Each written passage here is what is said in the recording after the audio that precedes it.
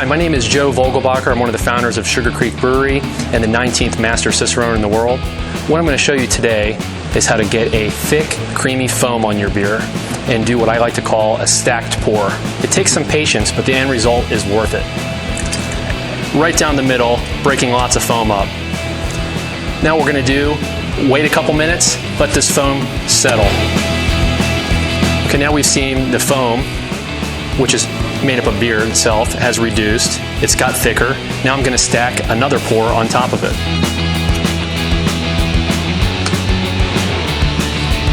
Not quite full yet, but we're going to do this in 3 goes. And by the 3rd time, you'll see what a properly poured beer looks like.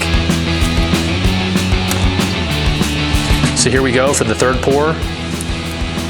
Straight down the middle, through the layer of foam that's building up, not touching the beer and the faucet together.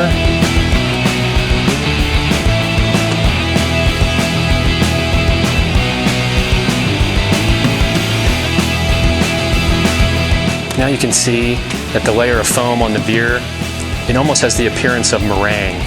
It looks like a frothy whipped cream on top of your beer. This is why it takes a little extra time to pour the beer like this, but you get a creamy mouthfeel, a good texture. You release the aroma from the beer. All the gas that is trapped inside comes out, forms this rich, frothy foam on top, and it makes that experience of a beer that much better.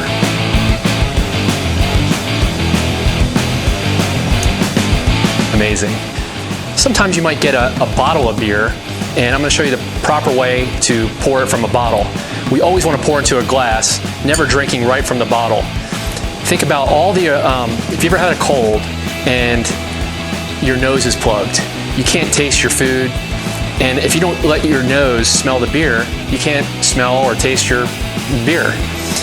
In this case, we're dealing with a Sugar Creek white ale, and white ales are brewed with the yeast in the package. So white ales or wheat beers, in these particular cases, they all benefit from rousing the yeast and rousing the spices on the bottom of this bottle. In this case, we've added orange peel, coriander, a little bit of grains of paradise, and another secret ingredient. If you pour it very gently, we lose the magic of what becomes a white ale. Let me demonstrate.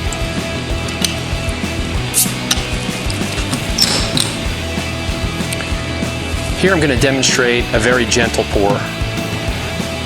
In this case, I'm doing my absolute best to not break out the foam, gently pour into the glass, and many times you come into a pub and they do it like this and fill the beer all the way up to the brim. That's a crystal clear beer. All the flavor is left in the bottle. In this case, you want to give your bottle a quick swirl, shake up the beer that's inside the bottle, releases the yeast and the spices, and then we can stack it on top of the beer and watch it transform right before our eyes.